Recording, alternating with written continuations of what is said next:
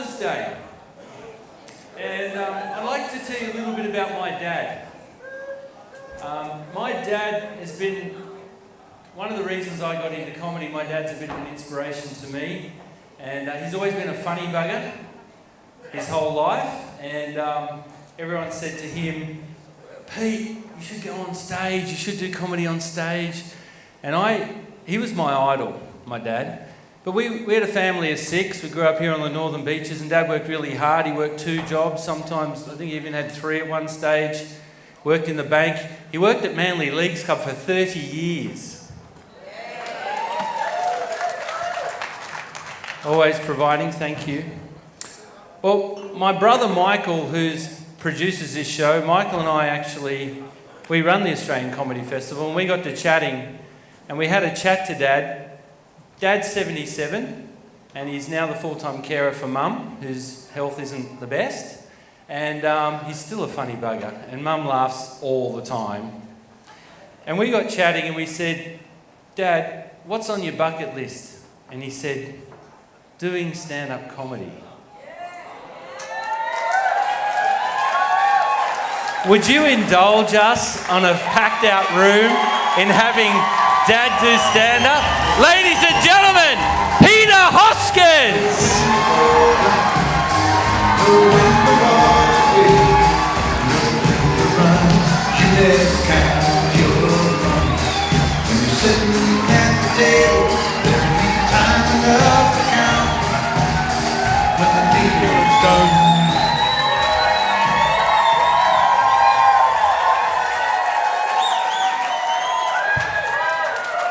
Thank you so much.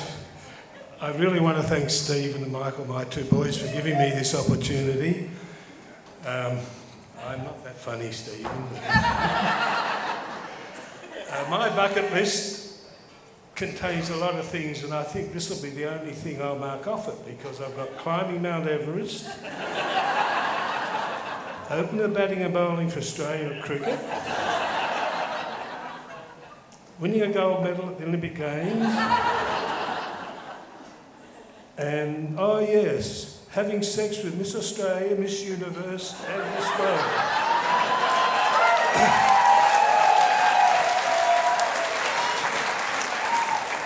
You never know, I might get that last 3. I'm still thinking about that, Anyway, because it's Father's Day and I haven't got much time here, I thought I'd tell a couple of little things that I remember about Stephen and Michael when they were young. First of all, Stephen came to me one day after school. He must have been hearing things at school. And he said, Dad, where did I come from? Oh, I said, Stephen, you came from the stork. He said, the stork, that big bird?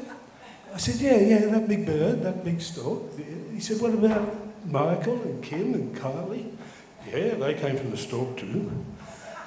Well, what about Mum and Dad, you? Yeah, we did too.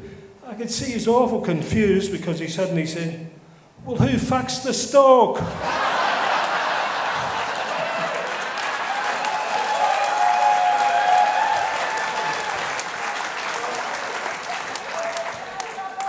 Anyway, then Michael.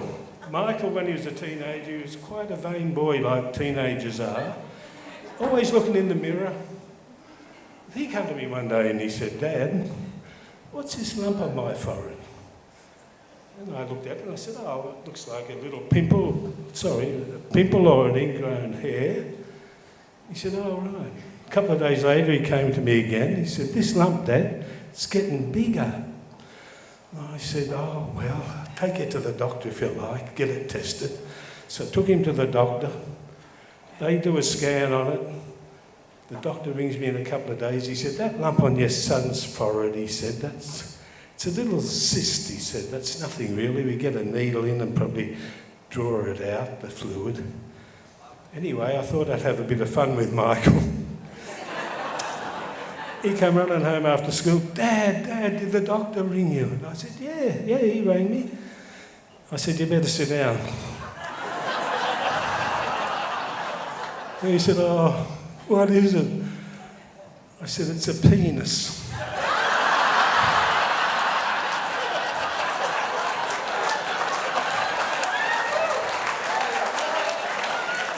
He said, what? A penis? And I said, yeah, that's what the doctor said. He said, well, what's going to happen, Dad? I said, well, the doctor said it'll get bigger and bigger and it'll suddenly burst out. He said, Christ, tell them to cut it off now. And I said, no, they can't cut it off now because the roots go into your brain and you might die. Oh, great, he said, what am I going to do for the rest of my life with a penis coming out of my phone? I said, don't worry, son, the doctor said you won't see it.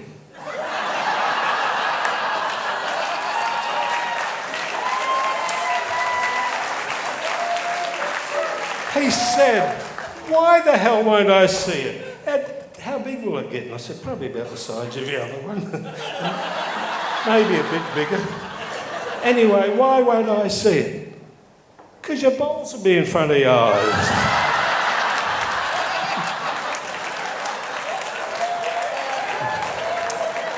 Anyway, when they're teenagers, these boys, they don't believe that you did anything good in your life. And they didn't believe I was quite a bit of a footballer in my time, when I was young. So, to prove it to them, I joined the Golden Oldies Rugby Union team. Now, the Golden Oldies Rugby Union team was a bit different to when I was a young fella playing. They had all these guys running around with bottles in their hand. They called them trainers or something. And they was running on the field, giving you a drink or telling you a message. Well, I thought I was going pretty good this day. I'd only dropped the ball about 6 times. And I got in the way of one of the other team one day, one run and tripped him over. But this bloody bloke runs out with a bottle. He said, I got a message from the coach. They're going to pull you off at half-time. I said, oh, God, things have changed. When I was playing, we were lucky to get an orange.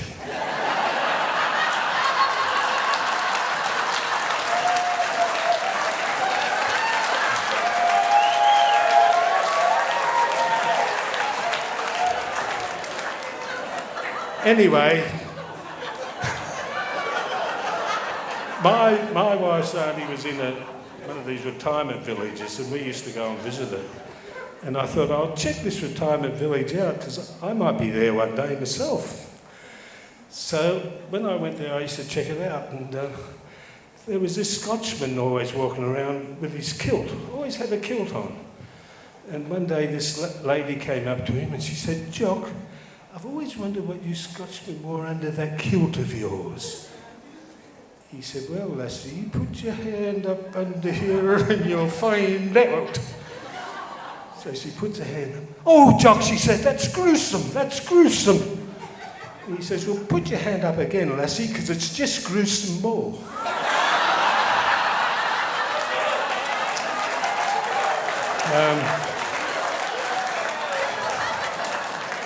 Then there was this fellow at the nursing home. He fancied himself with the ladies there. And one day he came up to one of the ladies and he said, if I give you $5, will you let me in your room tonight? She said, $5? Oh, yeah, okay.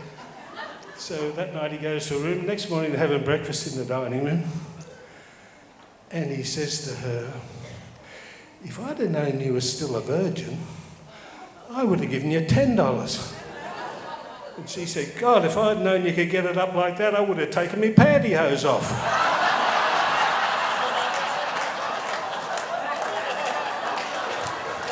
Anniversary. A good one? I've got 2 more, that's all.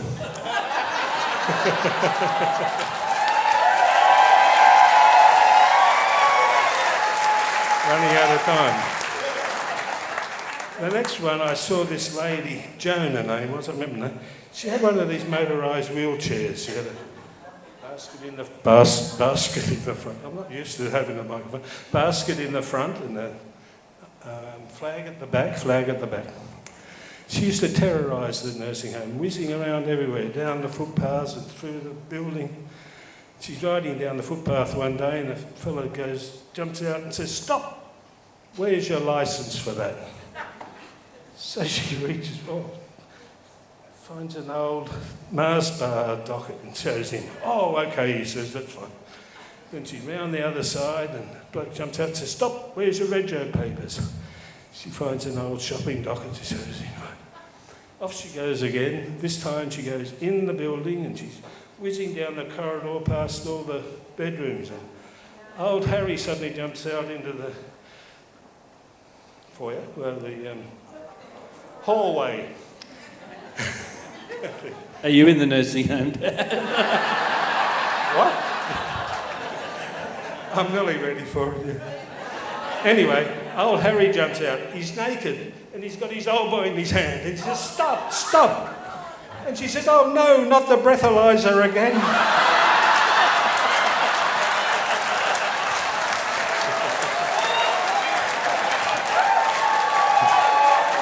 One more last one.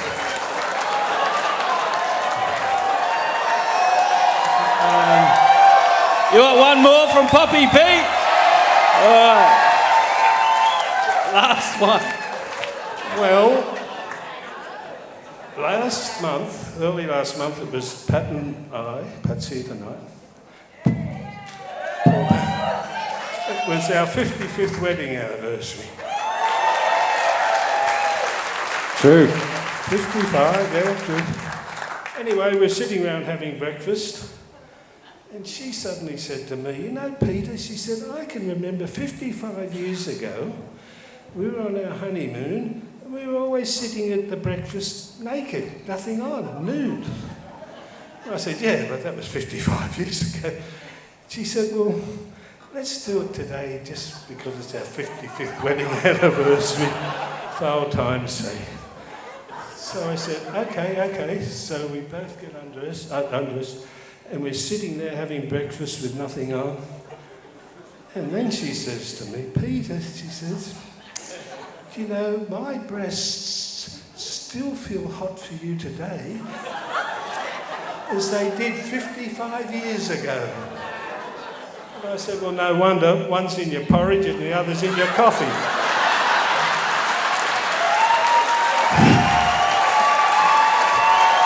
Ladies and gentlemen, Poppy Pete Hoskins! Bucket list. Tick! Tick! Know when to walk away. Know when to run. You never count your own. When you're sitting at the table, there'll be time enough for counting when the dealing's done. Thank you, everyone. Thank you very much. You guys are awesome. Before I get all emotional, we're up for a break. Let's have a 10-minute break or a bit after. We're going to get the